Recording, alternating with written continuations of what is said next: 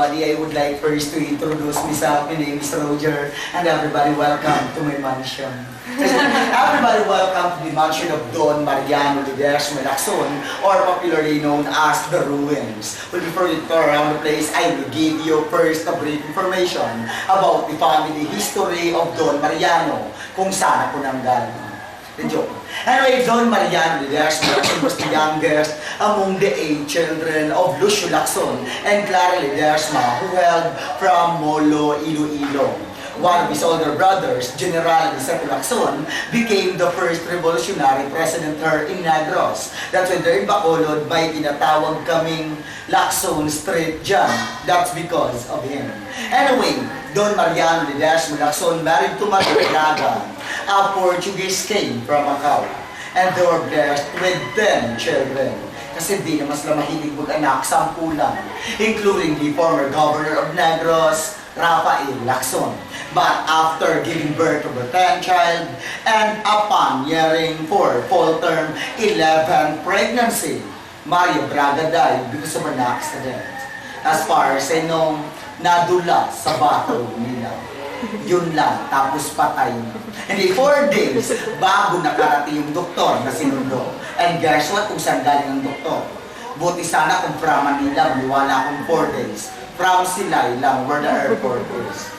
Kaso dati, walang main road. They used horse-drawn carriage. 2 days na paikot-ikot papuntang Silay, 2 days pabalik dito. Kung gano'ng katagal ang doktor, pagdating niya, obviously, patay na si Maria Braga kasama yung anak na dinadala niya. But don't be sad, Don Mariano married again to Concepcion Diaz, a Filipina from Talisay. Hindi pala kontento sa 10, dinugtungan pa ng 3. So all in all, Mariano had 13 children. Out of 13, ang youngest na sa second wife, recently lang namatay. Huwag na ko tingnan. And I see Celia Lacson Lisa. She passed away last September 7 of 2011 at the age of 93 years old. It means wala na siyang anak na buhay. Pagkakataon ko na makuha ang property. Anyway, si Don Mariano ang isa sa nagmamayari ng pinakamalawak na sugarcane plantation dito. And specifically, it's 440 hectares. But then, dinivide niya yun sa 10 niyang anak, hindi kasama ang 3. Bakit? May malay ko. During that time, kasi yung pinaprioritize lang daw is the first family. So yung 10 rin nag-hati-hati, to be fair, 3 lots or nagbunutan lang sila. This mansion went to Mercedes Lacson, but she married to Manuela Villana from Haro, Iloilo. And guess what? Nakaanak din sila ng 12. Oh, of course, walang TV noon. Wala ibang libangan, dahil gumawa naman. And 12 na yun, hinayad rin nila yung 44 hectares ni Mercedes at the same way by lottery again. So sabi ko, habang palayo ang generation, paliit na ng paliit ang properties. Now, ang natira nilang is only 3.6 hectares. Kasama ito yung mansyon Juan to Ramon Havillana. Ipatay na rin siya. Isa sa mga anak ni Ramon na naka-idea na i-develop ang place, and that is Mr. Raymond Havillana. It means this is already owned by the Havillana family, managed by Mr. Raymond Havillana. Kaso wala siya dito ngayon, ako muna may-ari nito. Kung may pagbalik siya naman, nag-lunch na naman. And I pinadevelop lang yung place last May of 2007. Then by January 2008, ayun, inopen na sa public as tourist attraction. Bago lang. 5 years pa lamang kami open sa public, but this mansion was built in 1920. So kung bibilangin natin, this is already a 93 years old mansion. But after 20 years ng tirahan noon, in 1942, plinano ng mga Hapon na gamitin nilang headquarters or garrison ng bahay na to. Pero naunahan ng mga Amerikano. Pagdating ng mga Amerikano, in-instruct sa mga Pilipino na lahat ng bahay na pwedeng magamit ng Hapon, sunugin. So ang mansyon ni Don Mariano, isa sa mga sinunog nila. It means sinunog nila to intentionally with consent of the family for the sake na hindi magamit ng mga Hapon. Pero you know what? It's a very good idea na sinunog nila. At least, may trabaho ako ngayon. Imagine kasi, kung inalaw nilang tirante ng Hapon, may possibility mabubomba lang ito ng mga Amerikano. Kung binomba nila, wala nang natira. So, at least, kahit sinunog nila, may structure pa until now na naabutan natin ngayon. That is the original pictures. Kung nakalumingon, tatanggalin ko lang. Tatanggalin naman. Doon na lang tayo sa pinanggalin. This is the original pictures of the family, Lacson. And try to look at him. Kaya nakadaping tatlong anak, ang gwapo, di ba? Look-alike of Dr. Jose Rizal. Pero nung tumanda na, no comment sa picture niya. Ito siya 82nd birthday na 64, namatay siya year 1948. Ito yung anim na anak yung babae na kung titigan nyo, wala namang kahilig-hilig magsuot ng ribbon. Ano ito yung o baka nagtataka kayo, bakit ang lalaki ng ribbon nila? Gusto ko lang malaman nyo, typical sa mayayaman noon, kailangan malalaki yung ribbon. Pero ngayon, akala mo kung sino kalabasan dito, ang lalaki ng ribbon, katulong pala. Ito yung apat na kanyang lalaki. This is the former governor of Negros, Rafael Lacson. Felipe, the one who supervised the construction of this mansion, Ramon Lacson, Eduardo Lacson, and this is Mercedes Lacson, who married to Abiliana. Kita nyo, swerte, malaki ribbon, siya nakabunot ng mansyon. Marino ba? Out of 6 daughters of Don Mariano, 3 only are married. The 3 are old maid. Married to kay kong Habiliana in Gonzaga. That's yung tatanungin nyo ko. Aber, sa laki ng pamilyang ito, ilang kwarto meron sa mansyon na to? This is a 903 square meter floor area of dimension 450 up and 450 down, composed of 10 rooms inside. 10 kwarto including the master's bedroom and the family room. It means may 8 kwarto sa mga anak niya. Ang tanong, bakit 8 lang, 13 ang anak niya? Mamaya na malalaman. Sir, first ma'am, sir. Huwag mo na excited din. Anyway, ito yung mga rooms nila dati, ma'am, sir. 1, 2, 3, 4. That's rooms for the girls upstairs and 4 for the boys downstairs. The family room in the master's bedroom, left and right upstairs. This is the dining area and that is their living room. But out of 10 rooms, they have only 2 comfort rooms. O bakit sa natin naman yung dalawa lang comfort rooms? Malawak may tubuhan noon. Sulo na muna. But during that time kasi, instead of comfort rooms, every rooms, they used arenola. Di ba, ibig sa mga old houses, yung mga ginagamit nila noon. And common in Spanish homes before that, between their dining room and the kitchen, they have their own small arch window. And they put that window to facilitate the movement of the foods and to minimize the foot traffic in and out of the kitchen. And besides, isa sa mga table manners sila noon, hindi sila kumakain kung may servant sa harap nila. Especially kung pangit ka. It means, kung kayo tumaway, isa dito kanina sumimang, hindi ko intensyon na tamaan siya. Kusa siyang nagpahalata. It means, inside of that small arch window is kusina nila noon. But I'm proud to say, kwarto ko na ngayon.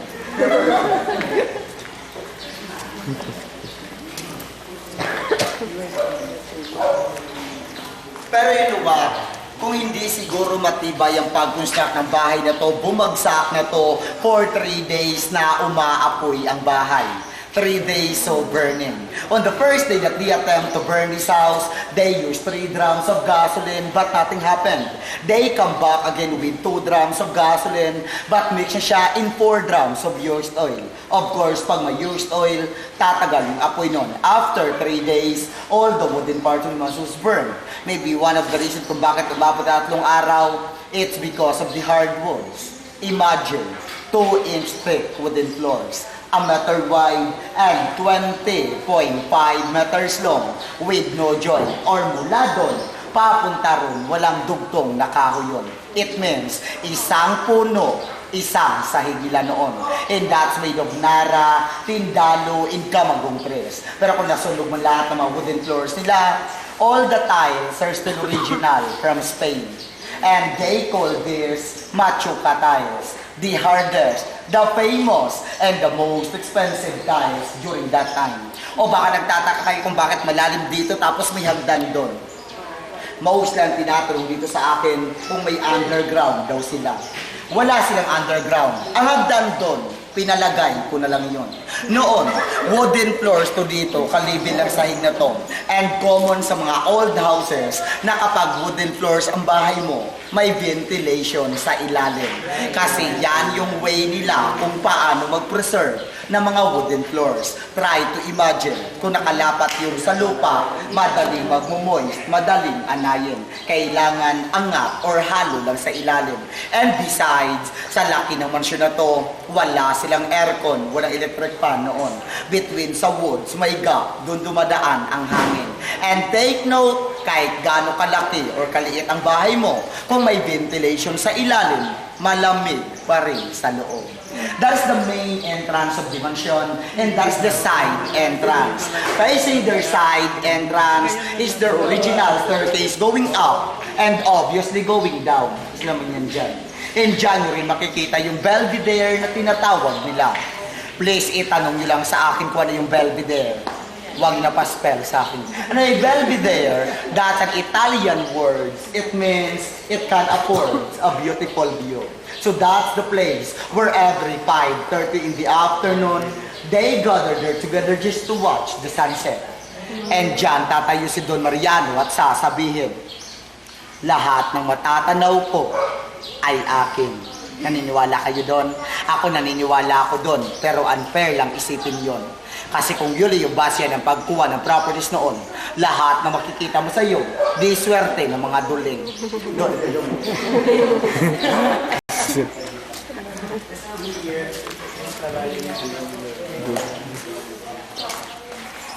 Pero you know what? Isa sa mga nagpapatibay ng structure ng bahay na to. Okay, everyone, I want you to try to run your hands to the posts and walls of the mansion and you will feel like a marble or napakakinis niya. Sabi nila, bakit daw ganyan kakinis? Eh, ikaw ba namang araw-araw kung pahawakan, talagang kikinis. Hindi bakit daw ganyan kakinis? Ang sikreto kasi nito before, maniwala kayo sa hindi, ang finishing ng buong mansyon, instead of tubig na ihalo sa semento, they used egg whites or puti ng itlog. Naniniwala kayo doon? Sa mga hindi naniniwala, pareho tayo. You know what, nung nag-start ako dito, frankly speaking, hindi ako naniniwala that medyo egg whites ang bahay na to. Sino maniniwala, eh kahit eggshell, wala ako nakita. But then I realize, ang pangit pala na kung ako'y magkukwento, tapos ako hindi ako naniniwala. So ang ginawa ko, naniwala na lang ako. And so I made my own research kung bakit egg whites yung ginamit nila. Tama kayo. Hindi lang sa structure na ito yung may egg whites. Even sa mga old cathedrals, old churches, they used also egg whites because they made that as their binder. Example, Damiagao Church in Iloilo, Damolo Church in Iloilo, and the Baclayon Church in Bohol are made also of egg whites. But you're right, just imagine kung ilang itlog yung naubos bago nabuo yung mansyon. Ika nga na isa dito sa akin, saan sila kumuha ng itlog? Isla, sigurado ako, hindi sa akin. Kung sa akin, di kinulang sila. Hindi lang sila kinulang, hindi ganyan, kakinis, magaspang. And gusto na malaman nyo, may farm sila noon. Poultry, di ba? Kung may farm sila noon, malamang ito yung reason kung bakit wala na silang farm ngayon. And if you see on a very large sugarcane plantation dito sa Negros, try to look at the structure outside na may puno sa taas. Nakita nyo yon? Ayun nakita nyo yun? Ako rin, nakita ko rin. Ano yun ma'am? Tower, watchtower, lighthouse, bahay ni Rapunzel, ano pang hulan? Anyway, that is the chimney. That is the chimney of their Muscovado sugar mill. Or they made their own Muscovado sugar during that time manually. Kalabaw yung umiikot dyan. Tapos ang kalabaw, itakip sa kanang mata, parang ikot, kaliwa lang. Kasi kung wala takip yun, kakanan, masisira yung rotation nila. Kalabaw yung umiikot dyan is to extract the juice in the sugar cane. Ilalagay sa large vats, doon iluluto ang asukal. Ang tawag nila dyan in Spanish words, makina, di vapor, di horno, ekonomiko. Mahirap, asokarera na lang para madali. Kung paano tinubuan ng puno dun sa taas, they call that bird dropping or maybe dala ng ibon. Napakapangit naman kung magpaakat ako ng gardener doon para magtanim doon. Well, part also of this mansion is the original fountain since 1920. Yes, that's an original fountain except the water. You know, ito. And most of it tinatanong dito sa akin, alam niyo ba sa dinami-daming katanungan dito, ito yung binigyan pansin ko na tanong, sabi niya sa akin, aber, komplinano dati ng mga Japanese na gamitin nilang headquarters or garrison ng bahay na to, paano daw nila natunto ng lugar? Kasi in fact, nakatago naman to in the middle of their sugarcane plantation. Even nga tayo, kung walang may nagturo, hindi natin makikita to. Well, according to the history, huli nang nalaman ng mga Lacson that their gardener were informer of the Japanese. And mostly ang tawag natin dyan, I remember when I was in high school, sa social studies namin na kahit bagsak ako doon, may natutunan ako. Ang tawag natin dyan, mga makapili. Yung may mga bayong sa ulo, tapos may butas sa mata. But this time, in this case, according to my research, hindi natin sila pwede matawag na makapili. Because when we say makapili, mga Pilipino na nagtraidor sa kapwa Pilipino. But they found out, hindi Pilipino ang hardinero nila, a Japanese gardener. Ang tanong, bakit nag-hard sila ng Hapon, marami namang Pilipino. During that time, kung may pera ka lang naman at kung gusto mong gumanda ang garden mo, Japanese ang kunin mo. Kasi sila na yung magaling sa landscaping. May mga bonsai sa kanila yon, i-afford lang bayaran. May pera sila, mayaman naman sila. Kumuha sila, hindi nila alam yung na-hard nila, spy ng mga Hapon. Before pala nagka-World War II, nagpakalap na ng spy dito ang Japanese. Not only gardener, they have their photographer, bicycle vendor, and barbero. Photographer, para makuna ng picture lahat ng place na gusto nilang i-occupy at ipapadala doon. Bicycle vendor, para maikot yung buong lugar at maghanap ng place na pwedeng ma-occupy. Barbero, kaya tayong mga Pilipino may tinatawag na kwentong barbero. It's because kumukuha sa mga information via chismis. And gardener, para makilala yung buong pamilya na nakatira sa isang lugar na gusto nilang i-occupy. But dito, they did not succeed kasi naunahan ng mga Amerikano, pinasunog ang bahay, hindi napakinabangan ang lugar. Okay, balikan ko katanungan ko kanina kung bakit 13 ang anak niya, 8 kwarto yung dyan. First, hindi nakatira ang 3 dito sa second family niya. So, 10 lang. Kulang pa rin ang kwarto. May role siyang binigay sa 10 niyang anak noon na hindi kayo maaaring tumira dito kung may asawa na kayo. Yung 2 married na, 8 kwarto na yung pinagawa niya. Kaya pala hindi nakatira ang 3 dito sa second family niya. Kasi nung nag-asawa ulit siya, sinunod niya rin ang role na binigay niya. Hindi niya pinatira dito, umalis din siya. Because this mansion was built in honor of his first wife, Maria Braga. Para kay Maria Braga ang bahay na to, but sad to say, hindi rin siya nakatira dito. Kasi patay na siya nung pinatayo ang mansyon. It means pinatayo to in memory of her. Kaya nga tinawag ang place na to as the Taj Mahal of Negros. It's because of that story. If you are familiar with the story of Taj Mahal in India, similar sila. Ang pagkakaiba lang, sa Taj Mahal in India, doon mismo nakalibing ang asawa niya. Dito, hindi nga nakalibing dito, abay, nagpaparamdam naman. Hindi nga nag-joke lang. Hindi nga nakalibing yung asawa niya dito. But, he molded their initials in every post of the house. Gusto niyo makita yon? Di hanapin niyo. Kahit look at the structure, and you guys, what letter did you see? E. It looks like letter E, but this is not letter E. You're right. These are 2 M's facing each other. Stands for Mariano and Maria. Well, may nagtanong dito sa akin, aber kung letter M yan, bakit pinatagilid? Hindi na lang pinatayo. O try, patayuin mo kasi McDonald's. Part of the Italian and besides, makikita daw natin ang value ng isang bagay kung paghirapan natin titigan. Suggest ko lang, kailangan yung tumagilid para malaman letter M siya. So these are 2 M's facing each other. Stands for Mariano and Maria. Okay, last part of my tour. Before po ito i-open sa public as tourist attraction, gusto ko lang malaman nyo, abandoned lang to for 67 years. ginagawang comfort rooms ng mga squatters, tirahan ng mga taong nagtatrabaho sa pambuhan, talian mga kalabaw nila, kambing, baka. But because of determination of Mr. Raymond Avellana, na sabi niya, wait, sa Europe, pinipreserve yung ruins, bakit dito hindi? Sabi niya, okay, I will enter to my very ambitious dream in life. I will transform it into a tourist attraction and to give justice to the place as well. Kasi parang binaboy na to ng tao. Pero you know what? Nakaka-proud lang sabihin sa inyo that even though 5 years pa lamang kami open sa public as tourist attraction, we are already at rank 12 for the most fascinating ruins, not only here in the Philippines, but around the world. And imagine kung ilang ruins mayroon sa buong mundo. For the records na research ko, there are 12 ruins.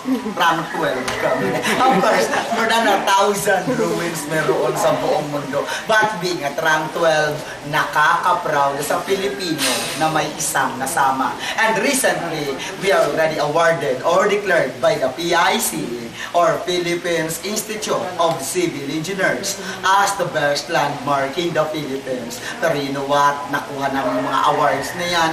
Naabot na naman namin yan. Not only because of us na nagtatrabaho dito, but because of you also. Take note, hindi naman ito magiging best landmark. Kung salita ako ng salita dito, walang katao-tao. So that's because of you, and we're thankful for that. But before I end this story, I would like again to introduce myself. My full name is Roger Lacson. But I'm not related in this family because my Lacson is L-A-K-S-O-O-N. I'm just the local version of the family. Maybe kung may-ari dito ako sa tuhod, ako na ang apo sa ingrown. Alam ko ang ingrown tinatanggal. Pero gusto ko lang malaman nyo, ang ingrown bumabalik. Tanggalin man nila ako, babalik at babalik ako. And that's part for development, a souvenir shop in a coffee shop. Sana makapasok tayo doon because I'm planned also to burn that one. Thank you so much for coming. That's the history of the place. Thank you guys. And guys, I'm inviting you to write your name there kasi po idudurulats namin yan. Yes. Okay, I asked him personally kasi pumunta siya dito. Sino? Si Ping Lacson. Oo. Sir, are you related in this family? Sabi niya sa akin, no, and sabi ko, why? Dalawang Lacson meron sa Pilipinas. They Chinese and the Spanish roots. And I am from Chinese family. And I found out in Chinese family pala, hindi totoong Lacson ang apelyido. Alam niyo kung ano? Sonlak. Sonlak, now Lacson. Sinlok, now Luxin. Sontuan, now Tuazon. Yun yung mga Chinese na nagbago ng mga apelyido para makakuha ng business sa Pilipinas. Anyway, write your name there kasi idudrulats namin yan. First prize namin, unang tao na pakitaan ni Don Mariano. Good luck. I'll take a group picture para meron sa inyo.